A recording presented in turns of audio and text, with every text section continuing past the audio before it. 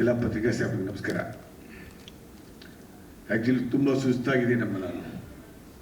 ತುಂಬ ಕಾರ್ಯಕ್ರಮಗಳು ಮತ್ತು ನಿನ್ನೆ ಮೊನ್ನೆ ಆದಂಥ ಇದು ನೋಡಿ ತುಂಬಾ ಎಲ್ಲರಿಗೂ ನೋವಾಗಿದೆ. ನನಗೆಲ್ಲ ಎಲ್ಲರಿಗೂ ತುಂಬಾ ಬಾಧೆ ಆಗಿದೆ. ಯಾಕಾಗ್ತಾ ಇದೆ ಏನೋ ಗೊತ್ತಾಗಿಲ್ಲ.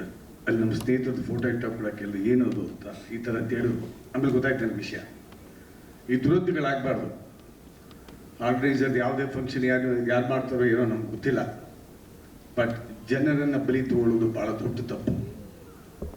ಇನ್ನೋಸೆಂಟ್ ಮಕ್ಕಳು ಆ ತಾಯಿನ ಹೇಳ್ತಾರೆ, ಅದು ನೋಡಿದ್ರೆ ಹೊಟ್ಟೆ ಉರಿಯುತ್ತೆ. 100 ಕೋಟಿ ಇದೆ ಅಂತ ಹೇಳ್ತಾರೆ. ನಮಗೂ ಮಕ್ಕಳಿದ್ದಾರೆ. ಮಕ್ಕಳಂದ್ರೆ ಯಾರಿಗೆ? ಎಲ್ಲರಿಗೂ ಮಕ್ಕಳೇ, ತಂದೆ ತಾಯಿಗಳಿಗೆ. 100 ಕೋಟಿ ಇರಲಿ, 1 ಕೋಟಿ ಇರಲಿ, 50 ಲಕ್ಷ ಇರಲಿ, 10 ಲಕ್ಷ ಇರಲಿ, ಮಗಳು ಮಗಳೇ, ಸಣ್ಣ ಸಣ್ಣ ಮಕ್ಕಳು. ಅದು ಏನು ಮಾಡಿದ್ದಾರೋ, ಯಾರು ಮಾಡಿದಾರೋ, ಯಾಕೆ ಮಾಡ್ತಾ ಇದ್ದಾರೆ ಗೊತ್ತಿಲ್ಲ. ತುಂಬಾ ದುಃಖ ಆಗಿದೆ. ಇದು ಮತ್ತೆ ಕಳಿಸ್ಲೇಬಾರ್ದು ನಮ್ಮ ಇಡೀ ದೇಶದಲ್ಲಿ ಹೇಳ್ತೀವಿ. ಅದು ಯಾವುದು ನಮ್ಮ RCB ಅಂತೆ. ಇಟ್ಸ್ ಆಲ್ ಎಲ್ಲರಿಗೂ ಗೊತ್ತಿರೋಂಗೆ, ತಮಗೆ ಎಲ್ಲರಿಗೂ ಗೊತ್ತೇ ಇದೆ. ಇದು ಇಂಡಿಯಾ ಪಾಕಿಸ್ತಾನ ಮ್ಯಾಚು, ಭಾರತ ದೇಶಕ್ಕಾಗಿ ನಾವು ಆಡೋದು. ಅವಾಗ ಟೆಸ್ಟ್ ಮ್ಯಾಚ್ಗಳು, ರಂಜಿ ಮ್ಯಾಚ್ಗಳು ನೋಡಿ ಬೆಳೆದವ್ರು ನಾವು. ಅದು ಯಾವ ಬೆಟ್ಟಿಂಗೂ ಇರಲಿಲ್ಲ, ಯಾವ ಕಮರ್ಷಿಯಲ್ಲೂ ಇರಲಿಲ್ಲ. ಇವಾಗೆಲ್ಲ ಹೇಳೋದ್ರ ಪ್ರಕಾರ ನೋಡ್ತಾ ಇದ್ದಾರೆ. ನಾನು ಯಾವುದೋ ಹಿರಿಯ ಪತ್ರಕರ್ತರು ಯಾವ್ದು ಮಾತಾಡ್ತಾ ಇದ್ದಾರೆ, ಅವ್ರು ಹೇಳ್ತಾ ಇದ್ರು ಇಟ್ಸ್ ಆಲ್ ಬೆಟ್ಟಿಂಗ್ ಅಂತಂದ್ರು. ಅದನ್ನ ನೋಡಿ ಈ ಮಕ್ಕಳು ಹಿಂಗಾಗೋದು ನಿಜವಾಗ್ಲೂ ಬಹಳ ದುಃಖ ಅನ್ಸುತ್ತೆ. ಒಂದು ಪಂದ್ಯವಾಗಿ ತಗೊಳ್ಳೋದು ನಾವು. ಅದು ಬಿಟ್ಬಿಟ್ಟು ಈ ಥರ it's very sad. I am sorry. ಈ ವೇದಿಕೆಯಲ್ಲಿ ನನ್ನ ಯಾಕೋ ತುಂಬ ದುಃಖ ಆಗಿತ್ತು, ಮಾತಾಡಲೇಬೇಕಾಗಿತ್ತು, ಮಾತಾಡಿದ್ದೀನಿ ನಾನು. ಈಗಾದರೂ ಎಚ್ಚೆತ್ಕೋಬೇಕು.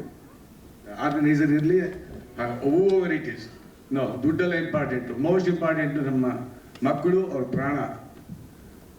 ಅದನ್ನು ಸ್ವಲ್ಪ ಈ ಪ್ರಜ್ಞಾವಂತರು ಅನ್ನೋರಿಗೆ ಪ್ರಜ್ಞೆಯನ್ನು ಮಾಡಬೇಕಾಗುತ್ತೆ ಈ ಕೆಲಸನ. I am sorry.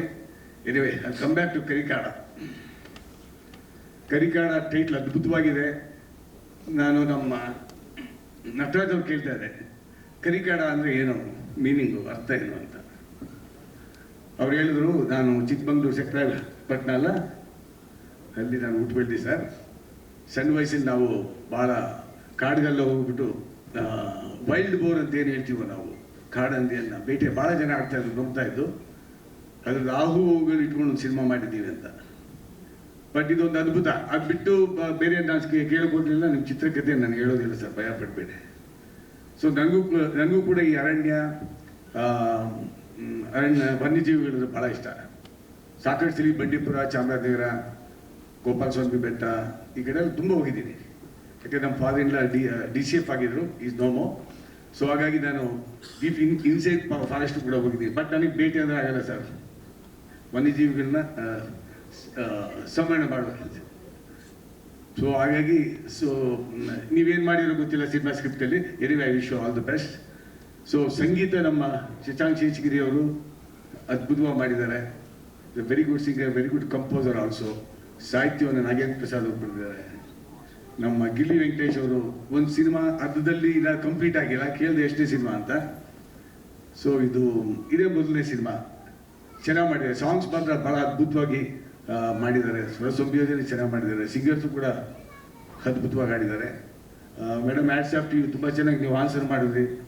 First cinema ನಿರ್ಮಾಪಕಿಯಾಗಿ ಅಂದರೆ ಅಷ್ಟು ಈಸಿ ಅಲ್ಲ ಸಿನಿಮಾ ಮಾಡೋದು. ನಾವು 50 ವರ್ಷದಿಂದ ಸಿನಿಮಾ ರಂಗದಲ್ಲಿದ್ದೀವಿ.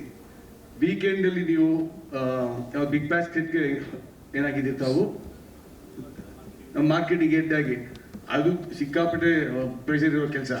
ಅದರಲ್ಲಿ ನೀವು ಬಂದು ವೀಕೆಂಡಲ್ಲಿ ಡಬಲ್ ಕಾಲ್ ಶೀಟ್ ಕೊಟ್ಟು ನಿಮ್ಮದು ಸೇರಿಕೊಂಡು 3 ಕಾಲ್ ಶೀಟು. ಸೊ ನೀವು ಸಿನಿಮಾ ಮಾಡಿದ್ದೀರಾ ಅಂತಂದರೆ ಹ್ಯಾಟ್ಸ್ ಆಫ್ ಟು ಯು. ನಿಮ್ಮ ಪ್ಯಾಷನ್ಗೆ ನಿಜವಾಗ್ಲೂ ವಿಲ್ ಆಲ್ ಅಪ್ರಿಷಿಯೇಟ್. ನಿಮ್ಮಂಥವ್ರು ಭಾಳ ಜನ ನಮ್ಮ ಸಿನಿಮಾ ಇಂಡಸ್ಟ್ರಿಗೆ ಬರ್ತಾ ಇದ್ದಾರೆ.